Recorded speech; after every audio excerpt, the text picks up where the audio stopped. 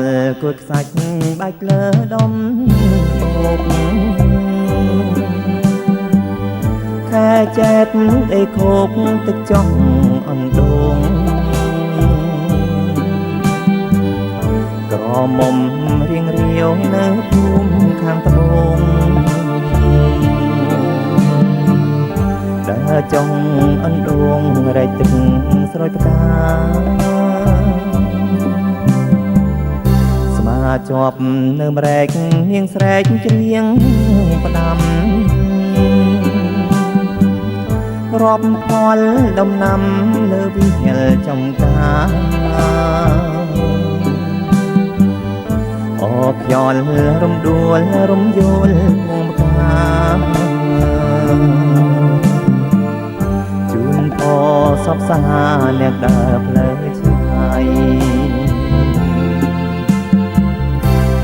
ត្រសក់ដើមរងចាំតិចលៀងសម្រាលស្មារតីឲ្យបានរសាយក៏លន់ដើមឆ្នាំផ្ដាំអ្នកស្រុកអាយខំកងខំកាយក៏ទ្របភូមិខានដំបូកខ្សាច់ហូរចំណោខែប្រាំងគាត់គួចចិញ្ច្រាំងបាំងបាត់ក៏លយ៉ានាងស៊ូនៅមុនរែកទុន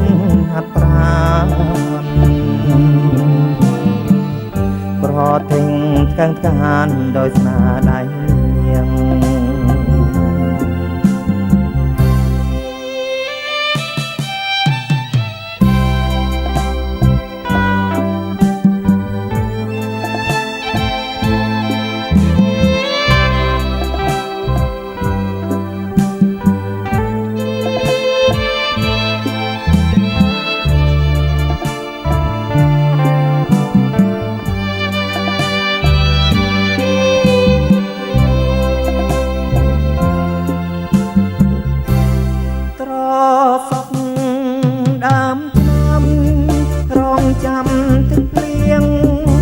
សម្រាលស្មារតីឲ្យបានរ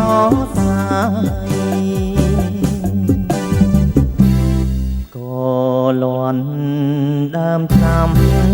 ដាំអ្នកស្រុកអាយខំកងខំកាយក៏ទ្របភូមិខានដំបូកខ្សាច់ហូរចំណោខែប្រាំងខ្យល់គួចចិញ្ច្រាំងបាំងបាត់ក៏លយ៉ាននាងស៊ូនៅមុនរែកទុនហាត់ប្រាណប្រទិញទាំងកានដោយស្នា